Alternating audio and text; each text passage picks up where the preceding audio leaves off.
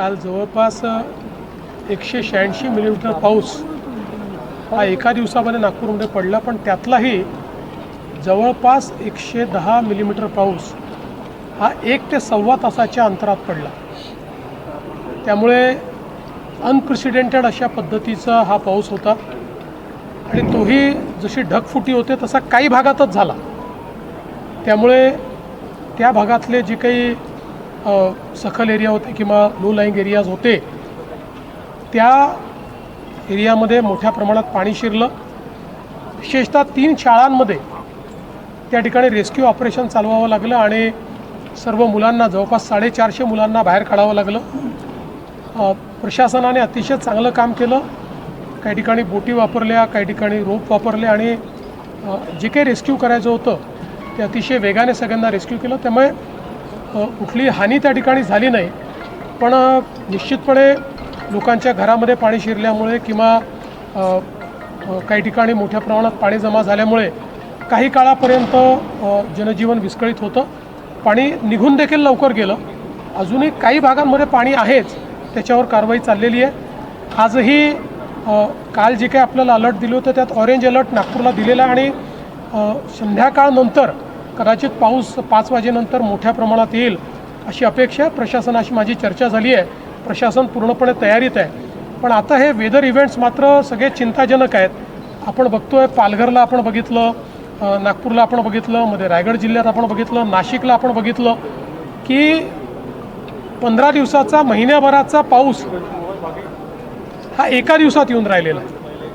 आणि त्याच्यामुळे त्याची इंटेन्सिटी इतकी आहे की आपल्या त्याला ड्रेन करण्याच्या नॅचरल सिस्टीम्स देखील त्या ठिकाणी इतक्या प्रभावी नाहीत की ज्या महिन्याभराचा पाऊस जर 1 दिवसात आणि 1.5 दिवसात आला तर त्यातनं अनेक फ्लॅश फ्लड्स जे आहेत हे तयार होत आहेत. त्यामुळे याचाही थोडा विचार हा भविष्याच्या दृष्टीने करावा लागेल. नागरिकांचा जो रोष आहे तो पालिकेच्या विकास कामांना घेऊन आहे. सिमेंट रस्ते असेल किंवा ड्रेनेज सिस्टीम असेल, समन्वयाचा अभाव आणि विकास कामांना काही ठिकाणी हे देखील सत्य आहे की कामं चाललेली आहेत, ते अर्धवट आहेत, त्याच्यामुळे त्या ठिकाणी पाणी थांबलं.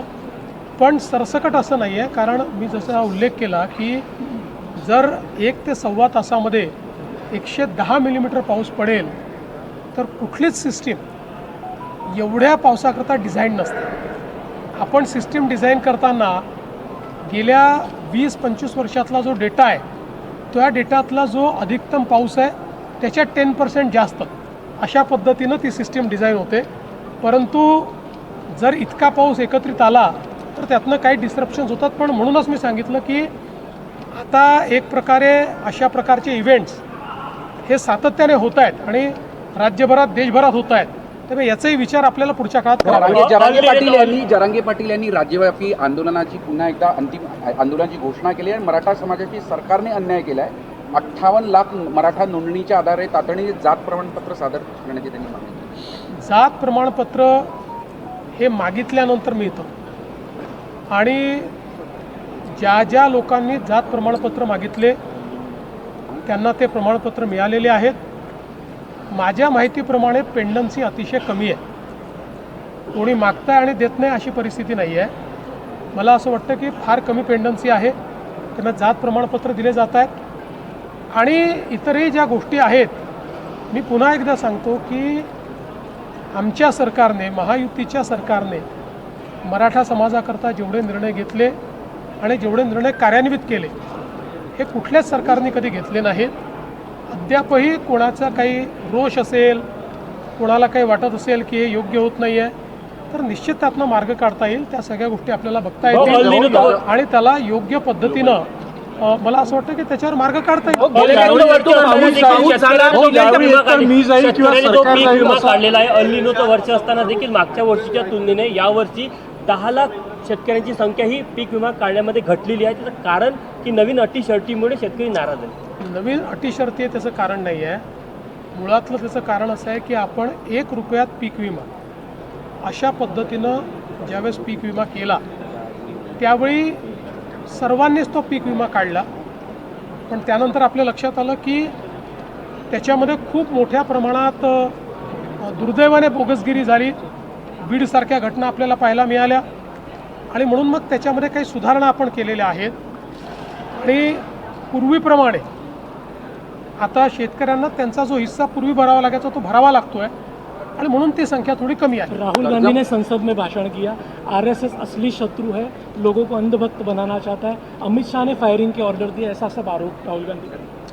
मला असं वाटतं की मराठी मुझे ऐसा लगता है, मैंने तो राहुल गांधी का भाषण सुना नहीं क्योंकि मेरे पास इतना समय नहीं है कि मैं उनका भाषण सुनूं, क्योंकि उनके भाषण में रहता तो होता तो कुछ नहीं है.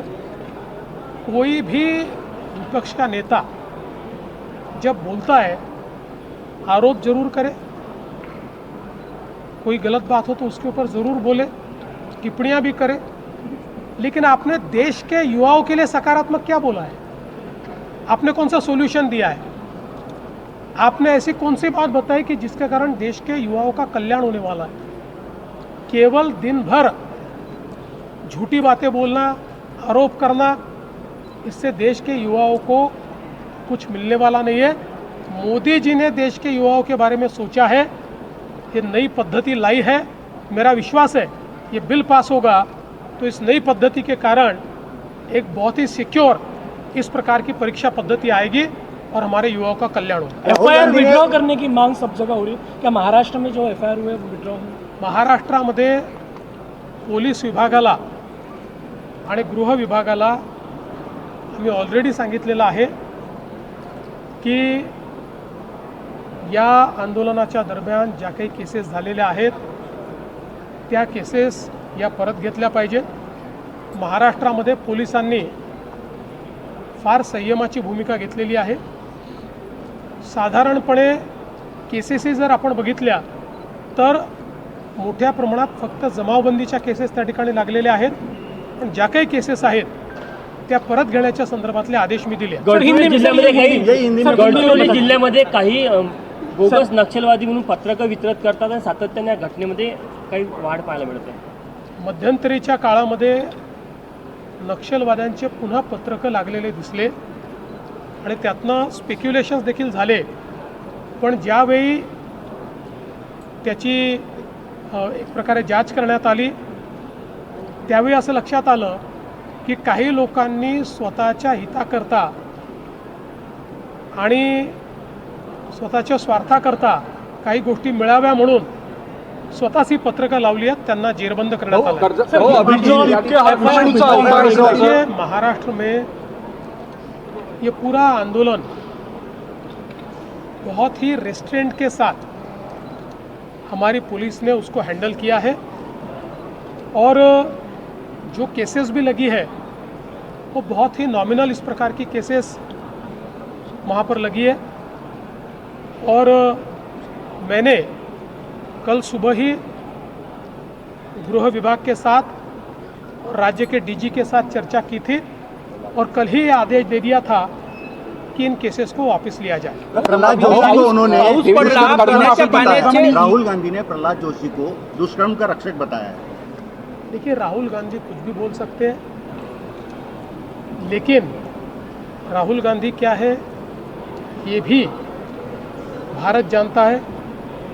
मोदी सरकार क्या है, प्रहलाद जोशी क्या है, ये भी हमारे भारत के लोगों को पता है कि राहुल गांधी एक ही एजेंडा लेकर निकले हैं और वो एजेंडा है अराजकता का. अराजकता के एजेंडे पर वो काम कर रहे हैं. उनको देश से कोई लेन देन नहीं, उनको अराजकता से लेन सर, महाराष्ट्र एकमेव राज्य आहे ज्यांनी स्वतःची टेक्नॉलॉजी विकसित केली आहे मानववाद जो संघर्ष आहे तो टाळण्यासाठी.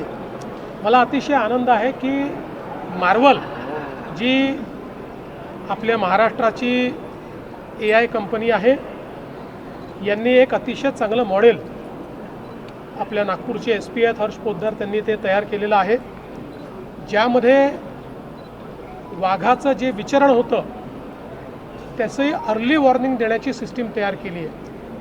आणि या सिस्टीममध्ये केवळ पिक्चर बेस्ड नाही आहे, तर आपल्याला माहिती आहे वाघ जेव्हा विचरण करतो त्यावेळेस काही प्राणी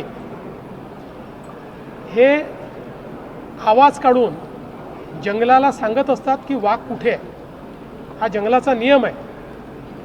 आणि आमचे जे आदिवासी बांधव आहेत जे वर्षानुवर्ष वनवासात राहतात त्यांना याची नीट माहिती असल्यामुळे ते पूर्वीच्या काळात अशा परिस्थितीत राहत असताना बरोबर त्या ठिकाणी स्वतःला वाचवायचे. तेच ज्ञान आता आपण AI मध्ये आणलेलं आहे. त्यामुळे वाघाच्या विचरणामध्ये फोटो जरी वाघाचा नाही मिळाला तरी ज्यावेळेस हे प्राणी आवाज काढतात ते आवाज सेन्स करून आणि त्यातनं वाघ कुठे आहे याची अर्ली वॉर्निंग देण्याच्या संदर्भात ही सिस्टीम तयार झालेली आहे. AI सिस्टीम आहे ही. जशी जशी सिस्टीम काम करेल तशी ती अजून प्रगल्भ होईल. पुढच्या काळामध्ये संपूर्ण देशात ही रेप्लिकेट करता येईल.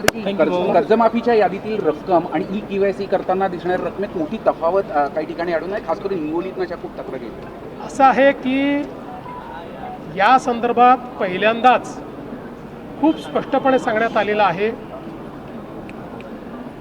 जी काही अकाउंट्स NPA होते या NPA अकाउंट्समध्ये NPA असताना देखील बँकांनी त्याच्यामध्ये व्याज लावलं होतं. पण ज्यावेळेस बँकांची आमची चर्चा झाली त्यावेळी बँकांनी 2 गोष्टी कबूल केल्या. एक, NPAवरचं व्याज ते कमी करतील, ते काढून टाकतील. आणि दुसरं, कर्जमाफीच्या दरम्यान अकाउंट आणि अकाउंटमध्ये पैसे येणं या दरम्यानच्या कालावधीचं व्याज ते काढून टाकतील. त्यामुळे अकाउंटमध्ये जरी व्याज दिसत असलं तरी बँकांनी त्या व्याजाशिवाय कर्जमाफी मान्य केलेली आहे. आणि म्हणून आम्ही जी कर्जाची रक्कम आहे ती बँकेत भरतो आहे आणि व्याजाची रक्कम बँक स्वतः त्यातनं काढून घेणार आहे. काही लोकांना कन्फ्युजन असं होतं आहे की आमचे जास्त पैसे अकाउंटला दिसत आहेत, म्हणजे आमच्यावर जास्त कर्ज अकाउंटला दिसतं आहे आणि त्या मनाने आमच्या अकाउंटला कमी पैसे आले आहेत. काळजी करू नका. 2 लाखापर्यंतचा जो अकाउंट आहे या अकाउंटला पूर्ण पैसे आम्ही देणार आहोत. थँक्यू.